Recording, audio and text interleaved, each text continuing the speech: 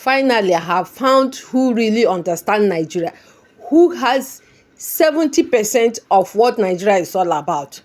My people, you will not believe it. Somebody is really saying something here.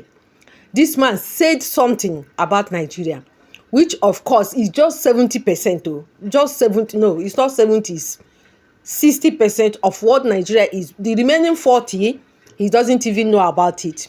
Don't be shocked about whatever the man is saying here. This is reality. But something is happening here. There is remaining 40% of what Nigeria is all about.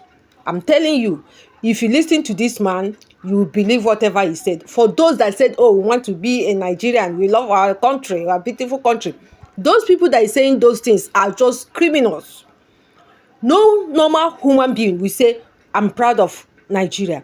It's only the evil ones that are being bought by the government, who are paid to distract, to kill, to do everything, and they get back up from the government. They're the one campaigning for Nigeria. They're the one happy for Nigeria. Just take a look around you. Take a look on social media. You will see them now. You will see them. Are Nigerians parasites? In almost every country on earth, there is a Nigerian prisoner. However, no one wants to go to Nigeria. Moving abroad is the top 5 career categories in Nigeria. They have ruined their country so terribly that it has become uninhabitable. Police stations look like pigsties, whilst government buildings look like building sites. Corruption in Nigeria is no longer frowned upon. Instead, it is praised. Criminality is celebrated in every echelon of society. The people themselves do not elect decent Nigerians, they elect criminals. You know, a country celebrates corruption and crime when it is 99% corrupt, but never has any top government official ever been convicted and imprisoned. In Nigeria, communication is conducted through screaming, hand gestures, and sometimes the fist way. You'd see diplomats, police, and military men fighting in public. Tens of thousands of fist fights should be recorded in Nigeria every day. Every building has a generator, some with up to 10, all running at the same time, forging a megapoly of noise of epic proportions. Nigerian motorists communicate with their horns. An average Nigerian motorist beeps their horn 100 times per day. Imagine the noise pollution. In Nigeria, the pastor is corrupt, the doctor is corrupt, the engineer, the teacher, the professor, the custom officials, the police, the passport official, the teller, the banker, the ministers, the president, and everyone is corrupt. I'm not sure you understood. I will elaborate. You can get to the Nigerian border with explosives, bribe the officials, and they let you in. You can bribe your way through your professors to give you the best grade. Bribe the passport officials to delete your name from the system and create a new identity for you. Or pay the police to arrest someone who annoys you. Nigeria is a complete shithole. Now imagine people raised under such chaotic system coming into your country. From the day they were born, they bribed their way through the authorities, school, and even employment. When a government job opening becomes available, the person in charge sells it to the highest bidder. You see, this is not talked about enough. I have given this a serious thought before making this video, and it breaks my heart that I have to make it. A Nigerian have no sense of queue, keeping the street clean, respect authority, law and order, or the faintest idea of customer service. There is only one thing on the mind of a Nigerian: make money and buy respect. They have succeeded in creating nations within their country. The Hausa, Yoruba, and Igbo effectively have quasi-nations within Nigeria. You should see them bashing, fighting, hating, and disparaging each other instead of working together to fix up the world's greatest human shithole ever put together, called Nigeria. Let me take you around the world.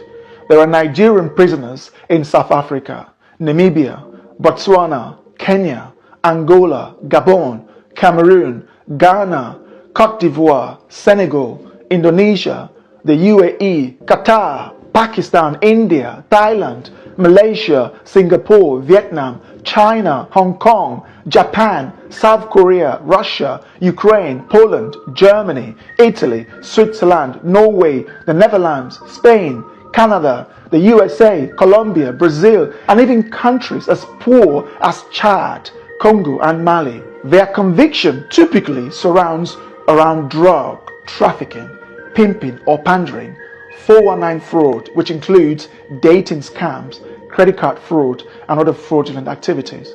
The world has every reason to scrutinize Nigerians 5 times more, or even ban them altogether. Nigerians give black Africans a bad name. I bet you Namibians, Botswana, Kenyans, Angolans, Senegalese, Burkinabes, South Sudanese, or South Africans commit the least crime of all Africans who live in the West, South America, and East Asia. Botswana, Namibians, South Africans, and Kenyans don't leave their countries like Nigerians do.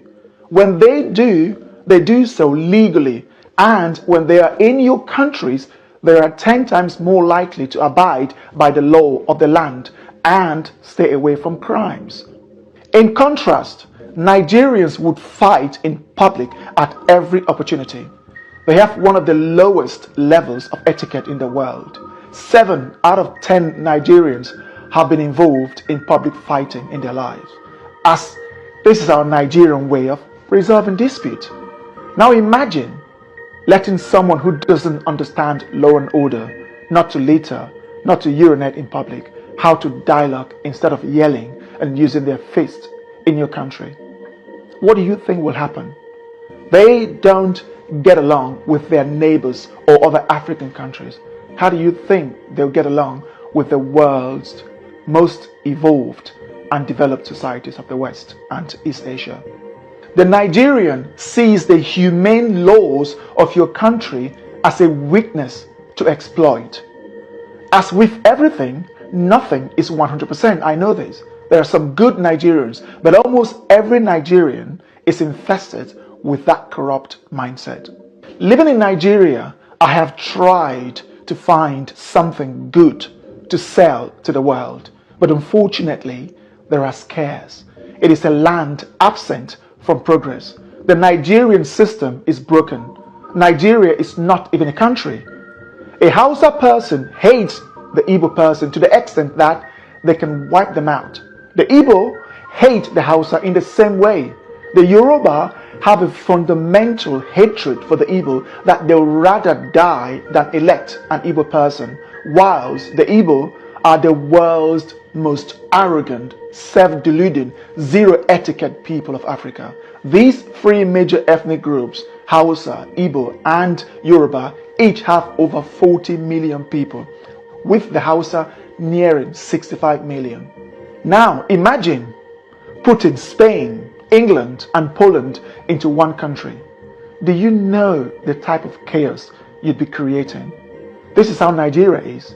The Spanish, English, and Polish are all European, but they cannot function as one country. So too do the Hausa, Yoruba, and Igbo. These people cannot function under one country.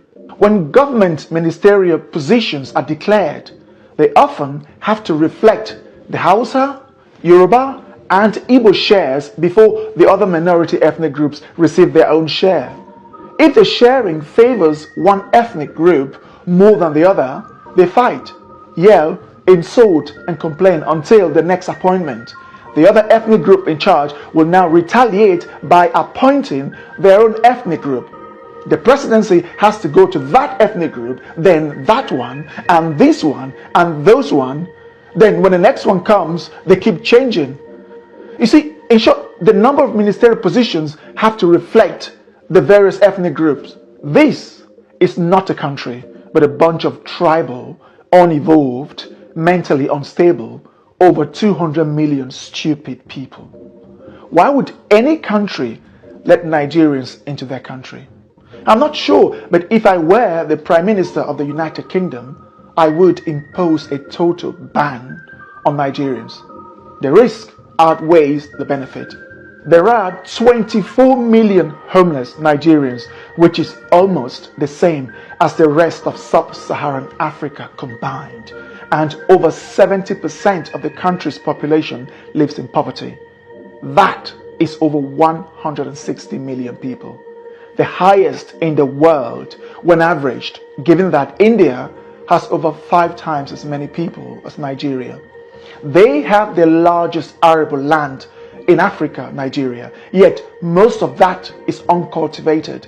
Their weather is characterized by abundant sunshine during the dry season and ample rainfall during the raining season.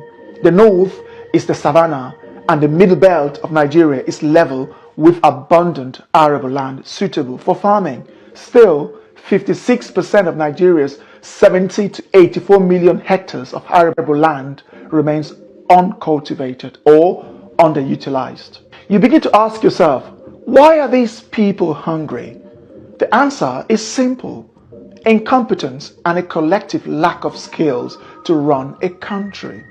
Nothing in Nigeria is properly managed, from the police to the immigration services, customs to the airport, traffic to the road network, schools to the national grid, and from the people to their own very homes.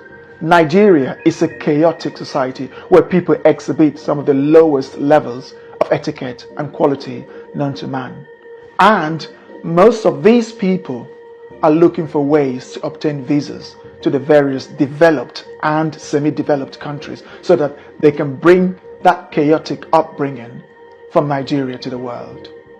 I have tried to find a better way to euphemize this video. Still, after months of procrastinating, I couldn't find a better way to organize my words, but to say it as it is. If you are a Nigerian watching with the slightest ounce of honesty, you'd agree with me. We have earned the badge of honor of being amongst the worst in the world. Poverty isn't why Nigerians are dishonest, criminal-minded, corrupt, and everything else. Nepal is a poor country. How many Nepalese have you seen committing crimes around the world? Chad, Burkina Faso, Mali, Myanmar, Tajikistan, and South Sudan are poor. You can't see them going around the world committing crimes. Of the world's 195 countries, there is a Nigerian prisoner in 60% of them, the highest of any country on earth. That is not an accident.